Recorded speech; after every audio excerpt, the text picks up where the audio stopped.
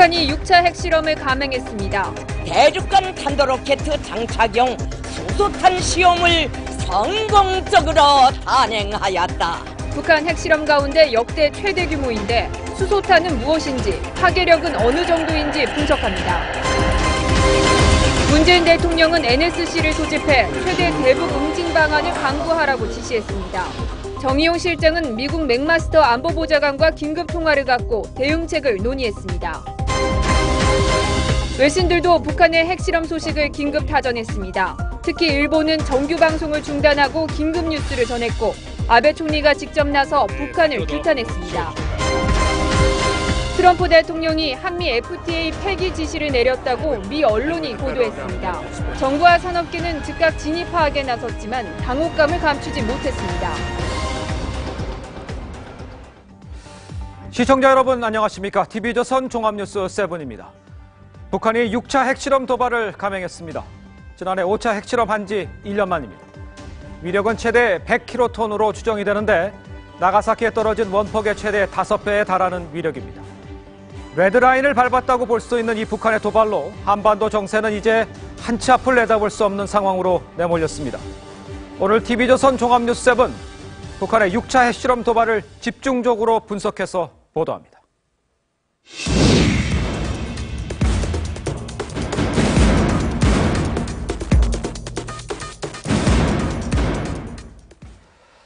자, 북한이 실시한 6차 핵실험 역대 최대급입니다. 우리 군은 50킬로톤으로 추정하는데 수소탄이 맞다면 폭발력은 원자폭탄의 상상을 초월하는 수준입니다. 먼저 이채연 기자입니다. 대륙간 탄도로켓 장착용 수소탄 시험에서 완전 성공! 북한이 우리 시간으로 오늘 낮 12시 반 북한 함경북도 길쭉은 풍계리에서 6차 핵실험을 실시했습니다. 북한은 3시간 뒤 중대보도를 통해 대륙간 탄도미사일 ICBM 탄도 부분에 장착할 수소탄 폭발 시험이었다고 밝혔습니다. 주체식으로 설계한 핵 전투부로서의 수소탄의 공학 구조가 믿음직하다는 결론을 얻었다. 기상청과 국방부는 진도 5.7, 폭발력은 최소 50킬로톤에 이른다고 보고 있습니다. 지난해 9월 9일 5차 핵실험의 5배의 폭발력으로 역대 최대 규모입니다. 원자폭탄보다 수백 배 강력한 수소탄 실험으로 한국과 미국에 노골적 위협을 가하고 사실상 레드라인을 넘겼다는 분석이 나옵니다. 진도와 폭발력에 대한 각국의 분석이 달라 실제 수소탄인지 여부는 확인되지 않고 있습니다. 처음에 수소탄 실험 완전 성공이라고 말했던 북한은 성과적으로 진행됐다며 한 단계 수위를 낮췄습니다. 대륙간 탄도로켓 장착용 수소탄 시험이 성과적으로 진행된 것과 관련하여 일부에서는 수소탄의 아래 단계인 증폭 핵 분열탄이라는 분석도 나옵니다. TV조선 이채연입니다.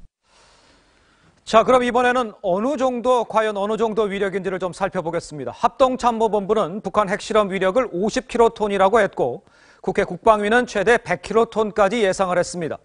이 정도 위력이면 이 폭발력과 피해 과연 어느 정도일까요? 좀 사례를 비교해가면서 알아보겠습니다. 윤동빈 기자입니다. 1945년 8월 미국이 일본 히로시마와 나가사키에 원자폭탄을 투하합니다. 히로시마에 투하한 농축 우라늄 핵폭탄 리틀보이의 위력은 TNT 폭탄 13킬로톤에 상응하는 위력으로 10만 명의 목숨을 앗아갔습니다.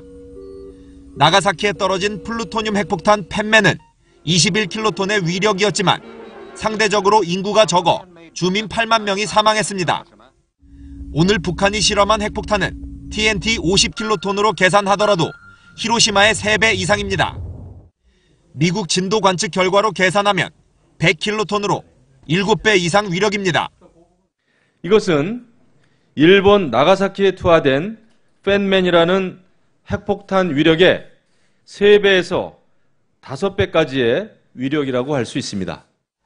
이 같은 핵폭탄이 단거리 미사일이나 ICBM에 장착돼 서울이나 미국 대도시에 떨어진다면 수백만 명이 목숨을 잃을 수 있다는 관측이 나옵니다. ICBM의 경우 정확성이 떨어지는데 폭발력이 이 정도로 커지면 피해 범위도 대폭 늘어나 위협도가 훨씬 커진다는 지적이 나옵니다. TV조선 윤동빈입니다.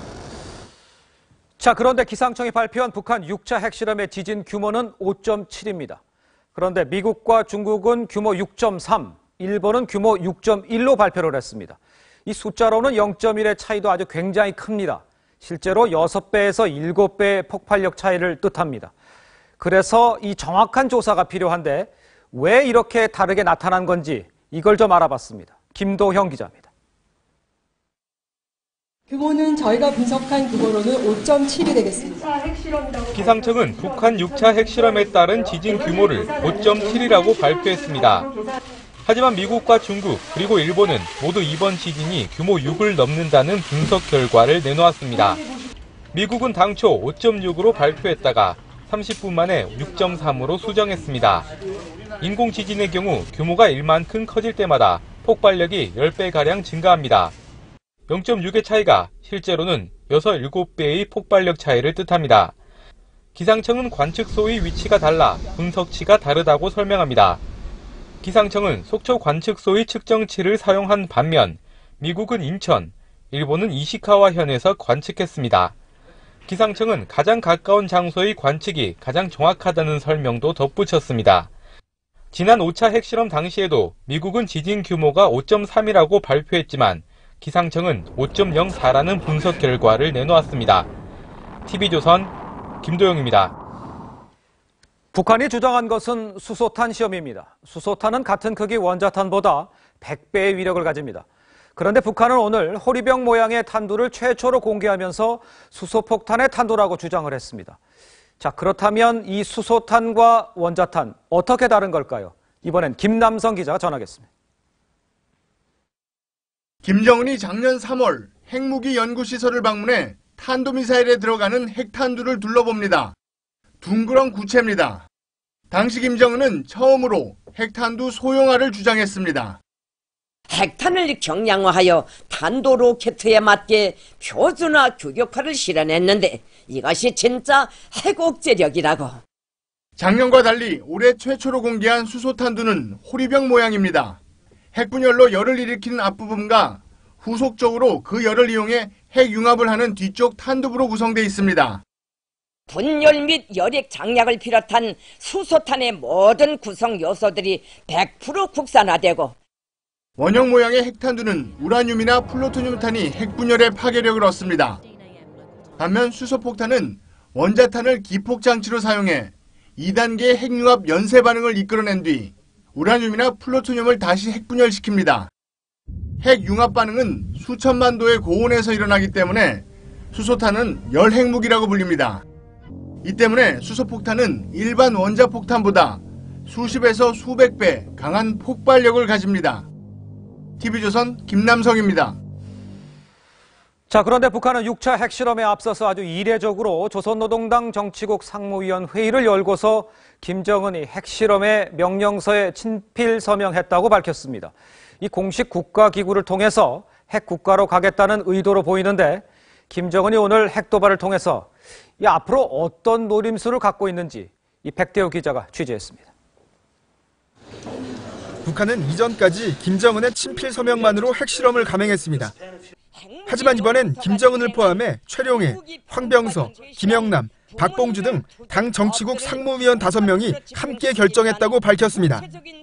조선노동당 중앙위원회 정치국 상무위원회 결정서 국가 핵무력 완성의 완결 단계 목표를 달성하기 위한 일환으로 대륙간 탄도로켓 장착용 수소탄 시험을 진행할 때 대하여가 채택됐으며 김정은 개인이 아닌 국가기구를 전면에 내세워 정당성을 높이고 핵보유국임을 공식화하려 한다는 평가입니다.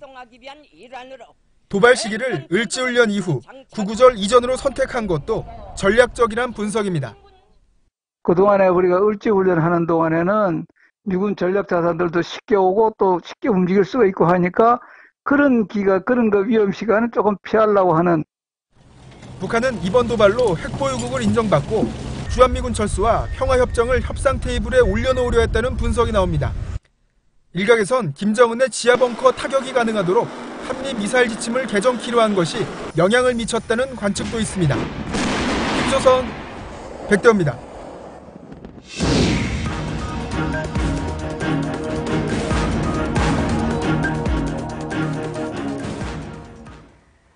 문재인 대통령은 NSC 전체 회의를 긴급 소집해 강력한 대북 응징을 지시했습니다. 청와대는 북한의 ICBM 장착용 수소탄이 완성 단계에 이르지 못했다고 했습니다. 문 대통령이 설정한 레드라인을 넘지 않았다는 겁니다. 신정훈 기자의 보도입니다. NSC 전체 회의를 긴급 소집한 문재인 대통령은 북핵과 미사일 개발 고도화를 용납하지 않겠다고 했습니다. 국제 평화와 안전에 대한 매우 심각한 도전으로서 강력히 규탄합니다. 참으로 실망스럽고 분노하지 않을 수 없습니다. 또 유엔 안보리 결의 등 모든 외교적 방법을 강구하라고 지시했습니다. 정의용 국가안보실장은 맥마스터 백악관 국가안보보좌관과 통화를 가졌습니다. 빠른 시일 내에 양국 정상 간 전화통화를 통해 북한 도발에 대한 보다 강력한 한미 공조 방안을 협의키로 하였습니다. 한미 합참의장은 빠른 시간 내 군사적 대응에 나서기로 했습니다. 청와대 고위 관계자는 ICBM 장착용 수소탄 시험 성공 여부가 규명되지 않았다며 완성 단계에 이르지 못한 것으로 보인다고 했습니다. 문 대통령이 언급한 레드라인을 아직 넘지 않았다는 겁니다. 이 관계자는 또 당장 대화는 힘들어졌다면서도 남북 정책은 긴 호흡으로 봐야 한다고 말했습니다. 대화 압박 병행론을 앞세운 대북 정책 기조를 아직 포기하지는 않겠다는 의미로 해석됩니다. 문 대통령은 대선 후보 시절 6차 핵실험을 강행한다면 상당 기간 남북 대화는 불가능하다고 말했었습니다. 향후 대북 정책 노선을 두고 적지 않은 논란이 예상됩니다. TV조선 신정훈입니다. 한국과 미국은 북한의 핵실험 도발에 대응하기 위해 미국 전략무기의 한반도 순환 배치를 본격 검토하기 시작했습니다. 스텔스기인 F-22와 F-35B를 교대로 배치하는 방안이 거론되고 있습니다. 그런데 고기를 갸우뚱하게 만드는 일이 일본 언론을 통해 나왔습니다. 우리 측이 을지훈련 때 미국의 전략폭격기 참가를 거절했었다는 겁니다. 이유가 궁금하실 겁니다. 박지호 기자의 보도입니다. 미국은 지난달 열렸던 을지 프리덤 가디언 훈련 때 B-1B와 B-52 등 전략폭격기의 참가를 추진했습니다. 하지만 우리 정부가 북한의 괌 포위 공격 발언 이후 한반도 긴장이 높아지는 것을 우려해 전략폭격기의 훈련 참가를 거절했다고 일본 아사히 신문이 보도했습니다. 청와대는 그런 사실이 없다고 부인했습니다. 최근 북한이 미사일 도발을 재개하고 오늘 6차 핵실험을 하면서 전략무기 순환 배치가 다시 논의되고 있습니다. 순환 배치 대상은 F-22 랩터와 F-35B입니다. 스텔스 기능을 갖춘 두 전투기는 유사시 은밀하게 침투해 김정은의 주석궁 등 주요 시설을 타격할 수 있습니다. 오산에서 출격하면 평양까지 10분이면 갈 수 있습니다. 한 기종씩 주기적으로 번갈아 순환 배치되면 북한 지도부에 심리적인 공포감을 줄 수 있습니다. 전략 자산이 올 때마다 북한은 그에 대한 대비를 해야 되기 때문에 상당히 부담이 될 것입니다. 앞서 지난 7월 말 정의영 청와대 안보실장은 중국을 방문해 사드 배치가 불가피하다고 설명한 것으로 알려졌습니다. 오늘 북한 핵실험으로 사드 배치는 곧 이루어질 거란 관측입니다. TV조선 박지호입니다. 여야 정치권은 한 목소리로 북한의 6차 핵실험을 강력 규탄했습니다. 다만 야당은 문재인 정부의 대화론을 대화 구걸, 안보 불감증이라고 비판했고 여당은 국회 보이콧을 선언한 자유한국당의 국회 복귀를 촉구했습니다. 최원묵 기자의 보도입니다. 여야 정치권은 북한의 6차 핵실험을 강력 규탄했습니다. 지금의 위기는 과거의 북한 핵 미사일 도발과는 차원이 다른 새로운 국면으로의 진입을 의미하는 것입니다. 중국에 대해선 대북 원유 공급 중단 등 적극적 역할을 주문했습니다. 북한에 대한 원유 공급 차단을 적극적으로 고려해야만 합니다. 야당은 대화를 강조해온 문재인 정부의 대북 정책을 맹비난했습니다. 지금도 대화 구걸을 하고 있는 이 안보 불감증, 저는 안보 먹통 정권이라고 했습니다만 이 정권에 대한 그 성토의 목소리가 24시간 법칙이라고 있습니다. 문재인 정부가 북한의 연이은 미사일 발사 직후에는 규탄과 제재를 이야기하다가 만 하루 지나면 대화를. 국민의당 안철수 대표도 대화를 말하는 건 이제 구걸에 가깝다며 대통령과 여야 대표가 참여하는 안보 대화를 제안했습니다.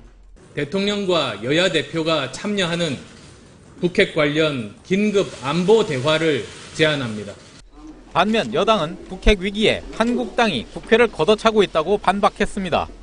제1야당인 자유한국당은 즉각 정기국회 보이콧을 철회하고 당장 국회 정상화 조치에 협조해야 할 것입니다. TV조선 최현묵입니다. 북한의 거듭된 핵실험으로 자위권 차원의 전술핵 배치론이 확산되고 있습니다. 정치권에선 야당은 물론 여권 일부에서도 전술핵 배치론이 제기되고 있고 여론조사에서도 전술핵 배치 찬성 입장이 늘어나고 있습니다. 최승현 기자의 보도입니다. 북한의 6차 핵실험 직후 자유한국당에선 북핵에 맞서기 위한 핵 보유론이 쏟아졌습니다.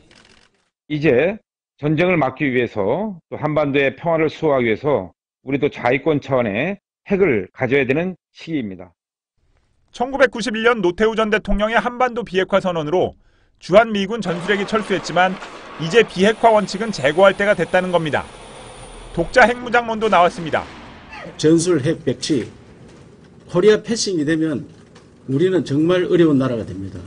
우리가 독자 핵무장 이런 것까지 지금 준비를 해야 된다. 바른정당과 국민의당 의원들도 전술핵 재배치에 적극적입니다. 여권에선 김진표 안규백 의원과 박선원 전 청와대 비서관 등이 전술핵 재배치 필요성을 언급해왔습니다. 여론조사에서도 전술핵 재배치 찬성이 높아지고 있습니다. 지난 4월 조선일보 칸타퍼블릭 조사에서 찬성 56.8%, 반대 33.1%였는데 8월 YTN 엠브레인 조사에선 찬성 68.4%, 반대 27.2%였습니다. 핵무기의 완성을 의미하는 것이고요. 전술핵 도입뿐만 아니라 핵카드, 즉 핵주권의 카드를 활용을 한 적극적인 공세적인 개념의 대응이 필요합니다. 여권에선 반대론이 여전합니다. 대한민국이 전술핵 배치를 하게 되면은 그럴 명분을 완전히 잃어버리기 때문에 그건 정말 위험한 일이다. TV조선 최승현입니다. 자, 그러면 지금부터는 국제사회의 반응을 좀 살펴보겠습니다. 핵실험에 앞서서 북한 탄도미사일이 자국 상공을 통과한 일본, 이번에도 아주 발빠르게 대응을 했습니다. 미국 주요 언론은요, 김정은이 트럼프 대통령에게 아주 대담한 반항을 했다, 이렇게 전했습니다. 미국과 북한 관계에 아주 중대한 변곡점이 될 것이란 전망 나옵니다. 박성재 기자입니다. 북한의 지진 소식 직후 일본 아베 총리는 기자회견을 가졌습니다. 이를 핵실험 징후로 분석하면서 강력 규탄했습니다. もし北朝鮮が核実験を強行したとすれば断じて容認できず強く抗議をしなければなりません. 보노 외무상도 모든 선택지가 있다고 밝혀 강력한 대북 추가 제재를 시사했습니다.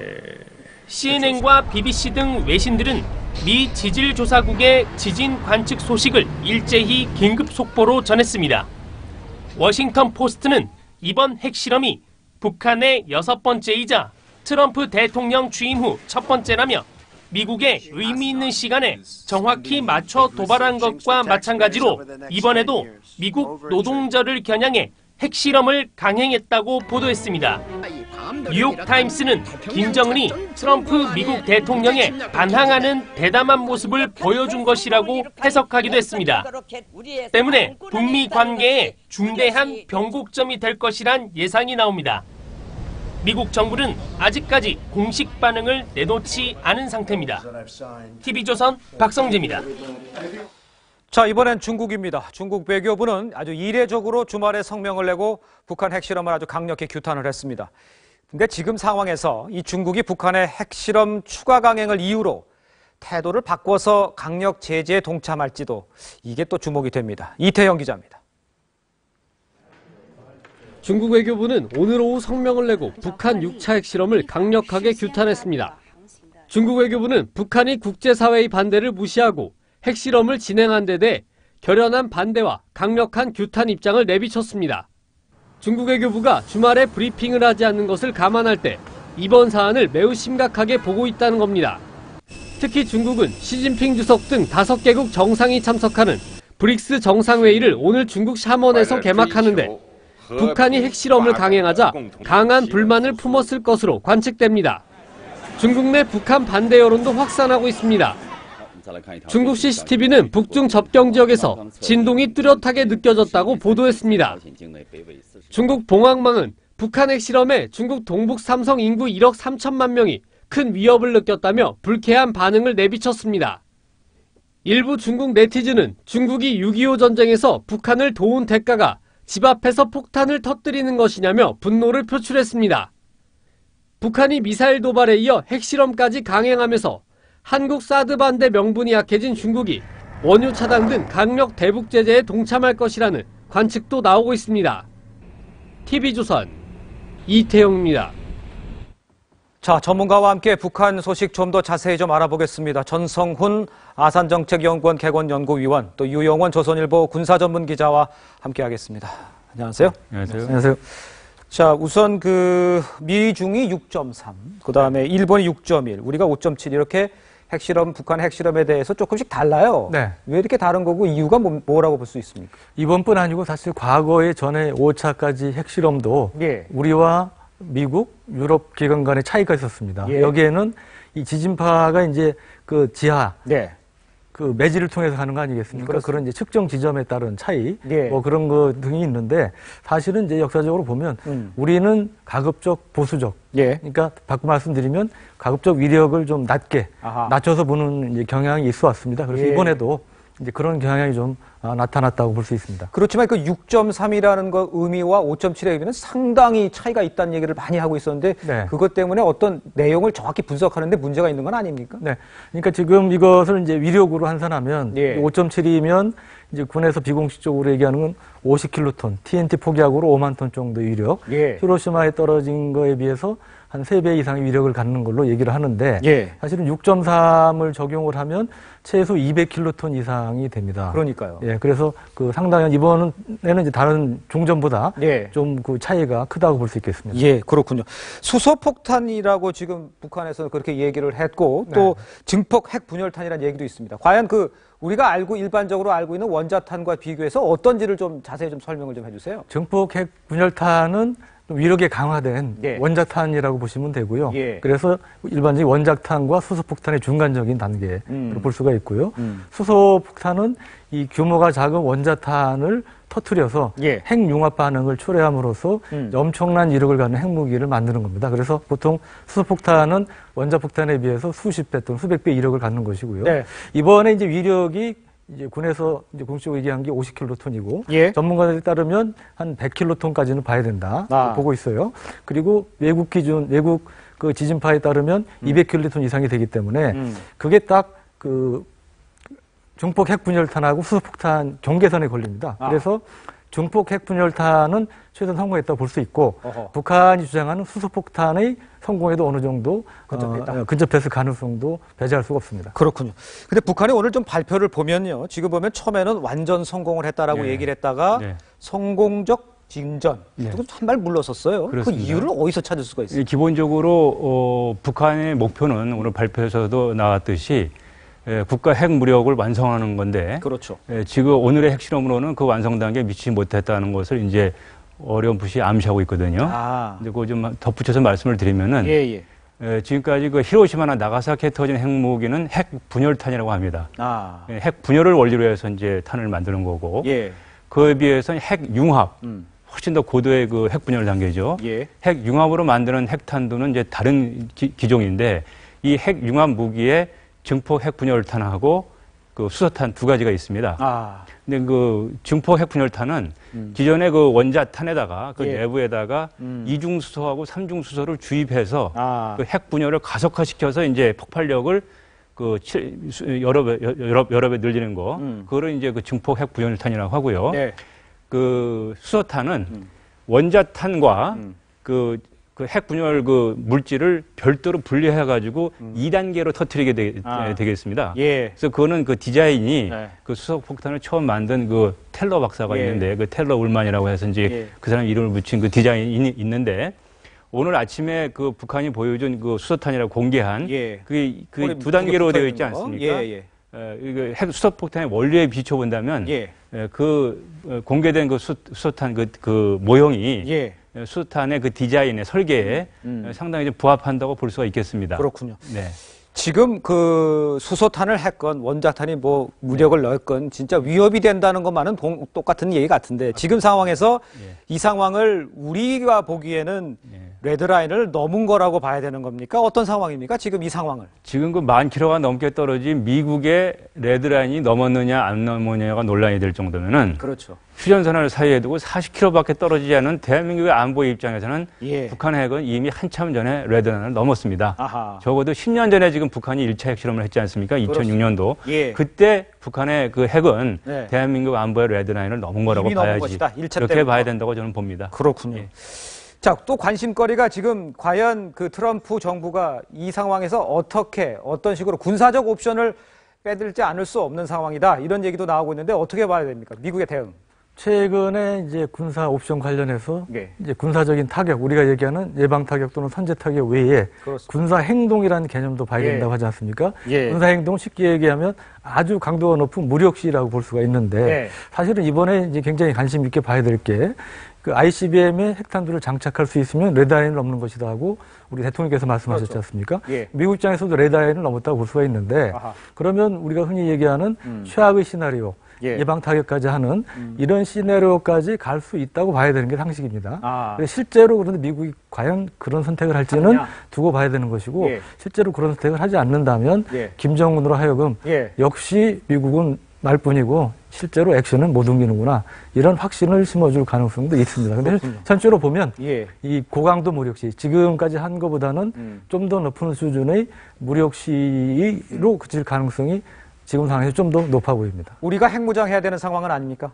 그러니까 가능합니까? 결국은 이제 그런 이제 군사적인 타격이나 이런 게 어렵기 때문에 우리 어떤 그 자위권, 생존권 확보 차원에서 핵무장의 필요성은 당연히 제기가 되고요. 근데 이것이 현실적으로 굉장히 장애물이 많죠. 북한보다 우리가 매여 있는 게 많기 때문에 그런 대북 제재, 우리에 대한 제재 문제라든지 이런 넘어야 될 산이 많기 때문에 어려움이 있습니다만 그럼에도 불구하고 우리가 차선책으로 얘기하는 전술핵 재배치를 실현시키기 위해서라도 민간 차원에서는 저는 핵무장을 좀 더 강력하게 목소리를 높일 필요가 있다고 생각합니다. 원유 공급을 차단한다든지 이런 그 중국의 고강도 압박 또 이런 그 국제사회 고강도 압박은 현실화되겠습니까? 가능할 수가 있습니까? 지금 뭐 대북 제재를 강화한다고 하지만 아직도 해야 할 부분들이 많이 있고요. 사실 지금까지 뭐 지금 찔끔찔끔하는 그런 제재였는데 이번을 계기로 해서 좀 더 대폭적이고 확장된 그 제재가 필요한데 그 과거 국제사회 사례를 좀 비유해서 말씀드리자면 옛날 남아공화국을 좀 생각하시면 될 것 같습니다. 남아프리카 공화국이 인종차별 정책으로 인해서 국제사회로부터 완전히 따돌림을 당했었거든요. 그 정도 수준의 정치, 외교, 경제, 그냥 경제적인 제재뿐만 아니고 사회, 문화 모든 차원에서 북한을 국제사회로부터 격리시키는 정도의 강력한 제재를 가하겠다는 의지를 가지고 우리가 국제사회를 규합하게 되면은 중국이나 러시아도 따라올 수밖에 없다고 저는 생각합니다. 그렇군요. 그렇지만 그럼 이 문제는 어떻습니까? 뉴욕타임스도 뭐 위험한 거래도 얘기했습니다만 미국이 옵션은 들고 있지만 결코 실행하지 못하면서 트럼프 대통령이 좀 어떤 이런 거래를 갑자기 우리도 모르게 덜컥 거래를 하는 상황이 벌어질 수도 있습니까? 그 가능성에 대해서 대한민국은 충분히 우려를 해야 되고 그러한 상황이 발생하지 않도록 모든 외교적인 노력을 기울여야 된다고 봅니다. 아무리 동맹이라고 해도 우리의 안보는 우리가 지켜야지 100% 동맹에 의존할 수밖에 없고 우리의 국익에 반하는 방향으로 동맹이 나갈 수도 있기 때문에 그 가능성을 미리 예측을 해서 우리 대한민국 정부와 국민이 미국이 그쪽으로 나가지 못하도록 힘을 모아서 나가야 됩니다. 지금 상황에서 코리아 패싱 얘기도 나오고 있는데 우리의 그런 의견들이 전달이 되고 할 수 있다라고 보시는 상황입니까? 국민들이 마음을 모아가지고 얘기를 하게 되면은 미국도 경청할 수밖에 없습니다. 동맹이 또 그런 부분에서는 작동을 하고 있는 거거든요. 알겠습니다. 두 분과는 여기서 이야기 마치겠습니다. 고맙습니다. 감사합니다.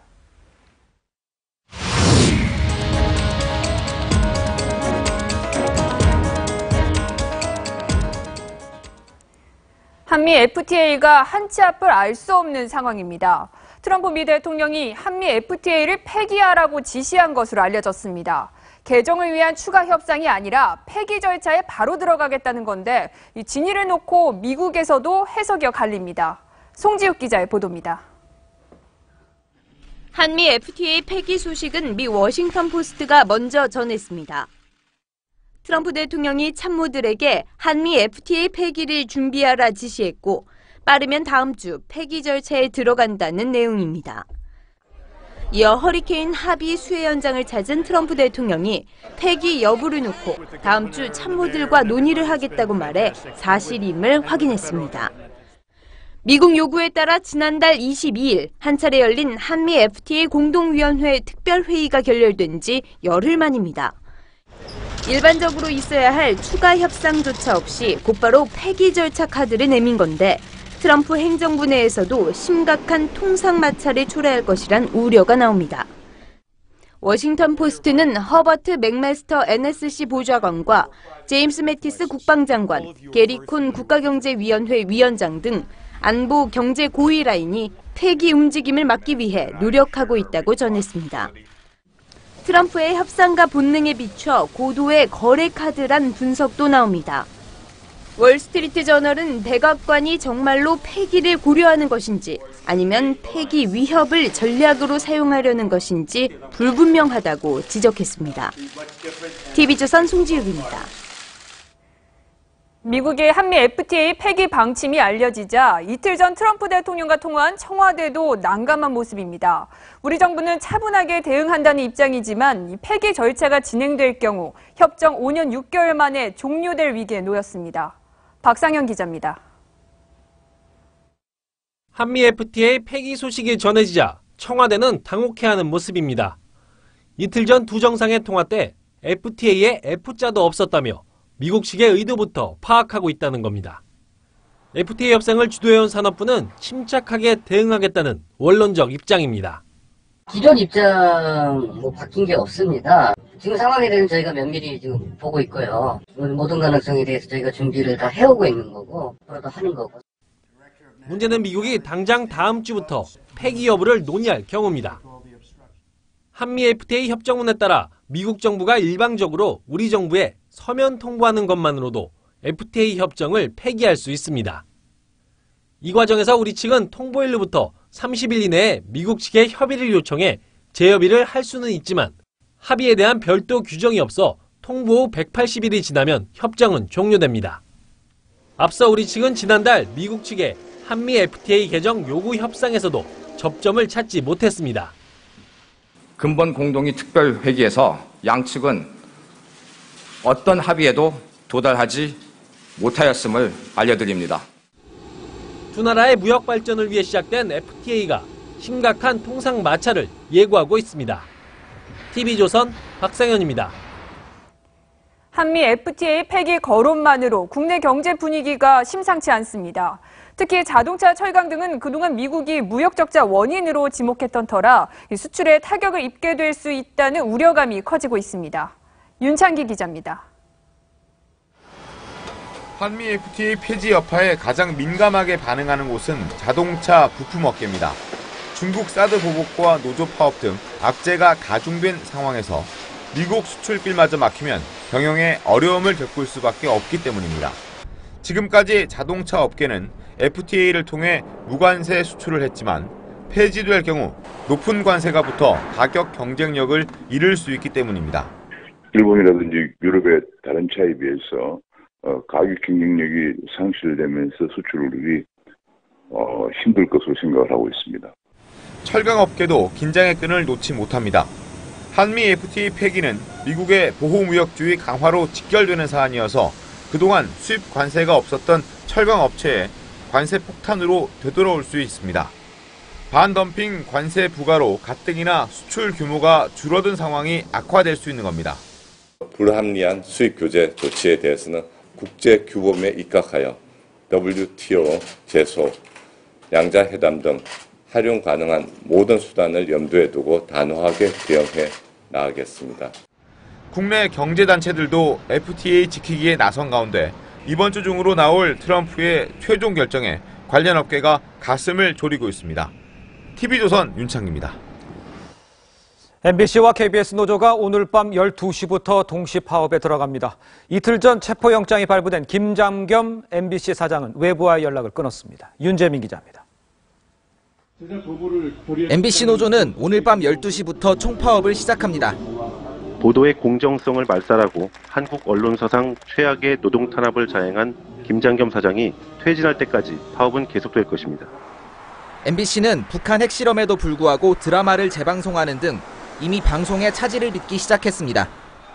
지난달 28일부터 1,200여 명의 기자와 PD가 제작 거부를 시작한 KBS도 파업을 확대하고 7일부터는 노조 전체가 총파업에 들어갑니다.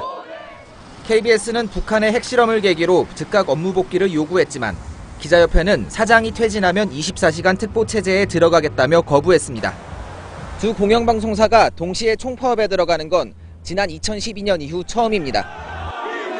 체포영장이 발부된 뒤 자리를 피한 김장겸 MBC 사장은 사흘째 외부에 모습을 보이지 않았습니다. 부당노동행위 수사를 지휘하고 있는 검찰은 일단 김 사장의 거취를 지켜보겠다는 입장인 것으로 알려졌습니다.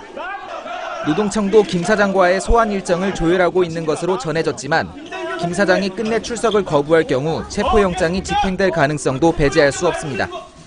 TV조선 윤재민입니다. 북한이 6차 핵실험을 감행을 하면서 정기국회 보이콧을 선언한 자유한국당 내부에서는 이 후퇴를 고민하는 분위기도 엿보입니다. 당장 내일 김희수 헌법재판소장 후보자 인준안 표결에 한국당이 불참을 하면 김 후보자 통과가 확실하다는 딜레마에도 지금 직면해 있습니다. 김보건 기자입니다. 자유한국당은 내일로 예정된 김희수 헌법재판소장 후보자 인준안 표결에 불참할 뜻을 재차 밝혔습니다. 저희들이 국회 의사일정에 대해서 일체 보이콧했다는 얘기는 모든 국회에 대해서 이루어지는 의사일정에 참여하지 않겠다는 것을 말씀을 드린 것입니다. 하지만 한국당이 불참하면 다수결에 따라 김 후보자 인준안이 통과될 가능성이 큽니다. 그렇다고 표결에 참여했다가 통과된다면 정치적 타격이 크다는 게 딜레마입니다. 캐스팅 보트를 쥔 국민의당에선 찬성 표심이 더 우세하다는 관측이 나옵니다. 한국당은 정세균 국회의장이 직권 상정을 미뤄주길 기대하고 있습니다. 북핵 실험 국면에서 국회를 보이콧하느냐는 비판도 부담입니다. 한국당 관계자는 외통위와 국방위, 정보위 등 북핵 관련 상임위 활동은 해야 한다는 목소리가 있다며 일부 상임위에는 참여할 가능성이 적지 않다고 했습니다. 한국당은 내일 오전 의원총회를 열어 본회의 표결 참여와 상임위 활동 등에 대해 결정할 방침입니다. TV조선 김보건입니다. 네, 오늘 국회에서는 새민중정당이라는 아주 새로운 정당의 창당대회를 했습니다. 현직 의원 2명이 참여한 또 하나의 원내 정당이 생기는 건데 이 주요 인사들과 참여단체의 면면을 좀 살펴보면 이 과거 통합진보당의 부활이 아니냐 이런 분석이 나옵니다. 지선호 기자입니다. 새민중정당 창당대회에서 국민의례 대신 민주열사에 대한 묵념과 님을 위한 행진곡이 재창됩니다. 국민의례 대신 이른바 민중의례를 한 옛 통합진보당과 다르지 않습니다.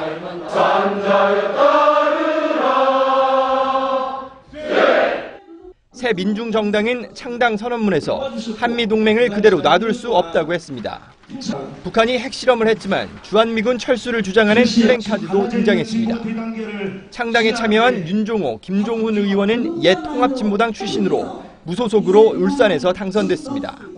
진보 대통합으로 제대로 된 우리 언젠가는 우리도 정권 한번 쟁취해야 되지 않습니까? 이들은 한상균 민주노총 위원장 석방을 요구했고 문재인 정부도 비난했습니다. 많은 국민들이 그 계획을 지지하고 반기고 있습니다. 하나 도시 빈민들이 바라볼 때는 그놈입니다.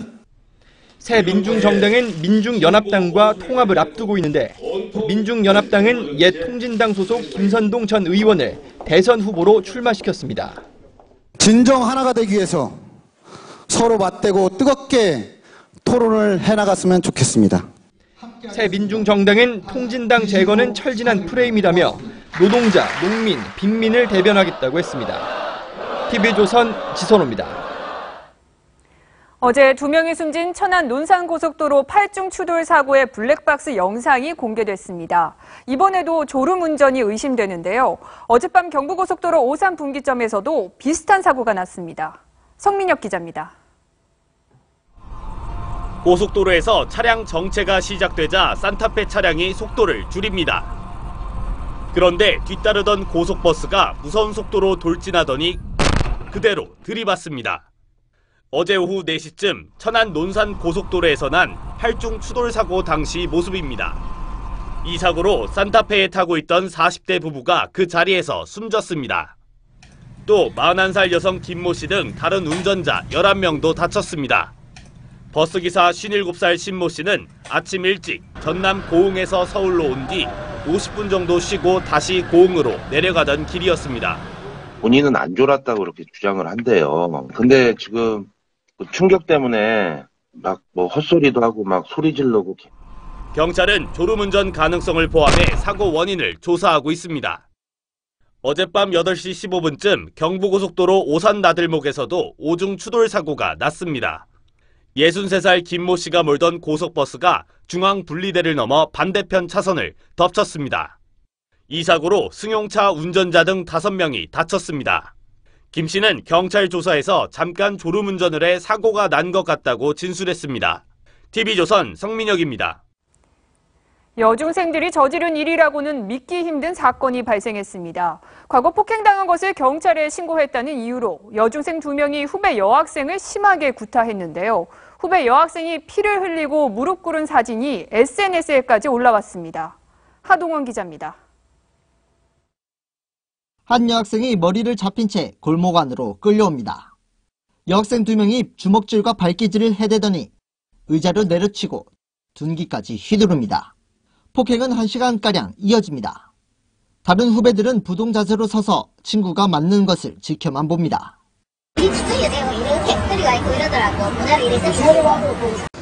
지난 1일 밤 9시 반쯤 중학교 3학년 A양 등 2명은 후배 B양을 폭행했습니다. 이들은 B양이 피투성이가 돼 무릎 꿇은 모습을 카메라로 찍어 친구들과 돌려봤습니다. 폭행한 것 때문에 교도소에 가는 것 아니냐며 농담까지 주고받았습니다. 달아난 A양 등은 2시간쯤 뒤 인근 지구대로 찾아가 자수했습니다. 아니가 좀 없다. 태도가 몰락하다 뭐 이런 아주 사소한 여러 애들끼리 있을 수 있는 그런. B양은 머리와 입등이 찢어져 치료를 받고 있습니다. 경찰은 A양 등 2명을 특수상해 혐의로 불구속 입건했습니다. TV조선 하동훈입니다.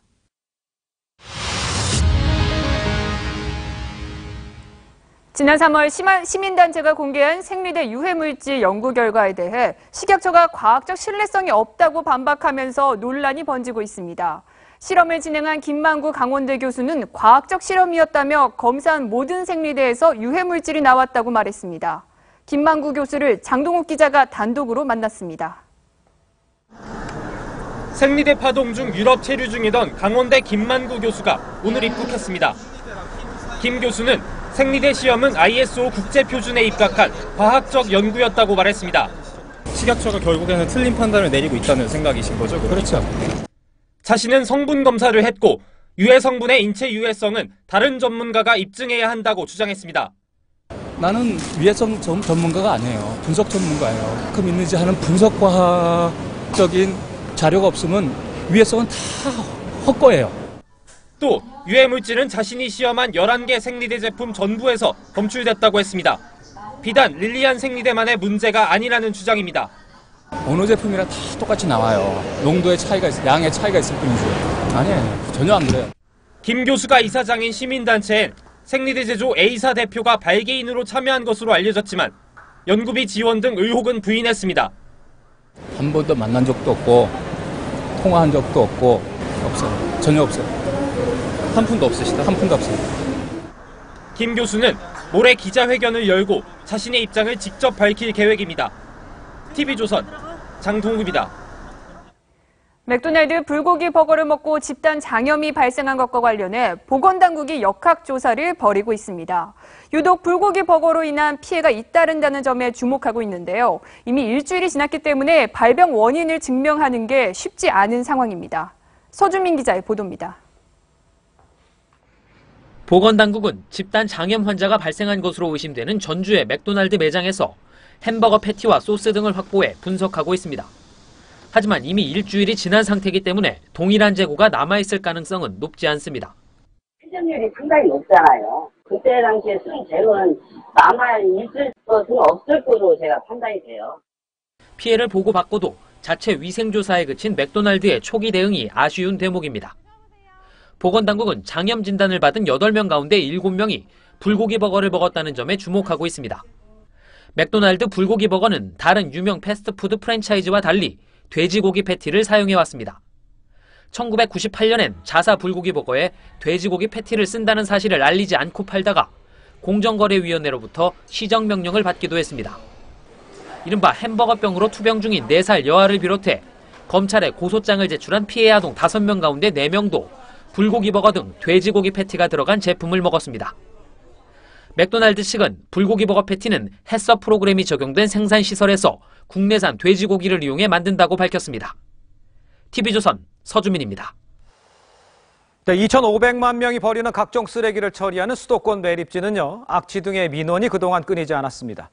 하지만 요즘은요, 쓰레기를 재활용한 신재생에너지의 메카로 거듭나고 있다고 합니다. 보도에 이일주 기자입니다. 쓰레기를 매립하고 흙으로 덮은 모습이 광활한 사막을 연상케 합니다. 사막의 유전처럼 땅속에는 에너지가 흐릅니다. 바로 쓰레기가 썩으면서 나오는 메탄가스입니다. 이 매립장에서만 분당 380세제곱미터의 메탄가스가 나오고 있습니다. 이를 활용해 50메가와트의 전력을 생산하고 있습니다. 10만 가구가 쓸 수 있는 양입니다. 음식물 쓰레기로도 바이오 가스를 생산해 차량과 온실 연료 등으로 사용합니다. 생활 쓰레기와 건설 폐기물도 앞으로는 고형 연료로 재탄생됩니다. 매립이 아닌 자원화 쪽으로 더 확충 시설이 된다면은 5년 내에 86%의 자원화율을 높일 수 있습니다. 이 매립장은 매립이 끝나면 인근 아나모와 함께 250메가와트 규모의 태양광 발전소 부지로 활용됩니다. 1매립장은 이미 골프장으로 조성돼 시민들의 체육공간으로 활용되고 있습니다. 처리 개념에서 경제성 이주까지 가미를 한 자원화시설을 운영할 계획입니다. 실제 쓰레기가 에너지로 탈바꿈하면서 매립지 공사의 적자는 해마다 감소하고 있습니다. 여기다 위생 매립으로 민원까지 잡으면서 친환경 신재생에너지의 메카로 거듭나고 있습니다. TV조선 이일주입니다. 최근에 인사동 나가보셨나요? 고미술점이나 화랑, 필방 같은 전통 예술업종들이 뒷골목으로 밀려난 모습을 쉽게 볼 수 있는데요. 이런 상황에서도 전통 예술업을 고집하는 인사동 지킴이들이 있습니다. 신한순 기자가 만나봤습니다. 네, 저는 지금 인사동 초입에 서 있습니다. 전통 문화의 거리라고 하지만 입구부터 이렇게 화장품 가게나 잡화점들이 줄을 이루고 있습니다. 김진태 씨는 2대째 전통 붓을 만들고 있습니다. 인사동에 50년 넘게 있었지만 최근엔 버티기 힘들다는 고백을 털어놓습니다. 딱 52년 됐습니다. 지금 나도 자식을 있지만 걔 보고 이거 하라는 게 무리예요. 이건 뭐 돈이 생기는 거예요. 뭐 천직은 아버지나 천직이 저도 천직입니까 하면 할 말 없는 거예요. 30여 년 화가들의 생업 창구였던 한 갤러리는 지하로 내려왔습니다. 임대료 많이 받고 이렇게 하는 업종만 취사 선택해가지고 하다 보니까 전부 식당, 옷 가게, 무슨 아이스크림, 무슨 뭐 이렇게 터키 사람이 저기 인사 사거리 가면 그거 선전하고 있으니. 서울시는 이번 달 말 시내 노포 30개에서 40개를 지정해 지원할 예정이지만 일각에서는 너무 적은 숫자라는 지적도 나옵니다. 친구들만 12명이 있어요. 다 떠나고 저 혼자만 남아있고 어떤 장인 정신과 내가 좋으면 천직이다 생각하고 해야지 돈이 안 되는 직업이에요, 사실은. 높아진 임대료와 프랜차이즈 점포들에 밀려난 노포들. 노포 주인들이 업을 이어가는 바탕엔 장인 정신이 깔려 있습니다. TV조선 신환순입니다. 프로야구 후반기 최고의 상승세 롯데가 파죽의 5연승을 달렸습니다. 넥센 이정우는 신인 최다 안타 타이 기록을 달성했습니다. 신유만 기자입니다. 롯데가 5대2로 앞선 8회 말 이대호가 승부의 쐐기를 박는 투런 홈런을 날립니다. 시즌 31호 이대호는 이 홈런으로 KBO 리그 4년 연속 100타점 기록을 달성했습니다. 선발 레일리가 6이닝 2실점으로 호투하는 등 투타의 조화를 이룬 롯데는 한화를 7대2로 누르고 5연승을 달렸습니다. 롯데의 후반기 승률은 무려 7할입니다. 넥센 이정우가 1회 말 무사일루 상황에서 기아 에이스 헥터의 높은 직구를 때려 중전 안타를 뽑아냅니다. 시즌 157번째 안타. 1994년 LG 서용빈이 세웠던 신인 최다 안타 기록과 동률을 이뤘습니다. 넥센은 6점 뒤진 9회 말에 무려 7득점을 올려 8대7 대역전승을 거뒀습니다. 장영석이 끝내기 2타점 중전 안타를 터뜨렸습니다. 삼성을 홈으로 불러들인 두산은 장원준의 5이닝 1실점 쾌투와 에반스의 3타점 활약을 앞세워 4연패에서 벗어났습니다. 갈 길 바쁜 LG는 NC를 맞아 5안타 빈타에 허덕이며 2경기 연속 무득점에 그쳤습니다. NC 선발 맨쉽이 7이닝 무실점, 모창민이 3타점으로 활약했습니다. TV조선 신유만입니다.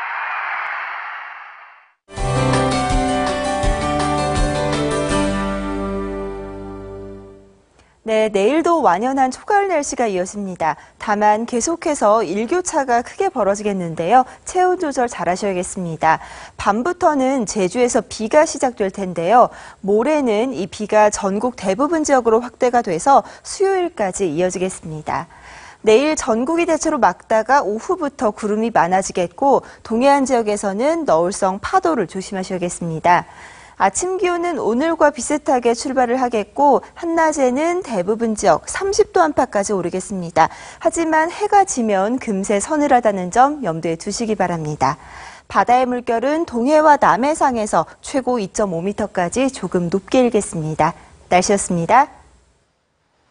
네, 문재인 대통령이 돌아올 수 없는 강이라고 언급을 했던 그 6차 핵실험을 북한이 감행을 했습니다. 문 대통령의 대북 정책은 더 꼬였고 이렇게 되면 미국의 군사 대응도 더 이상 이상하지 않은 상황입니다. 한반도가 지금 일촉즉발의 경랑으로 빠져들고 있습니다.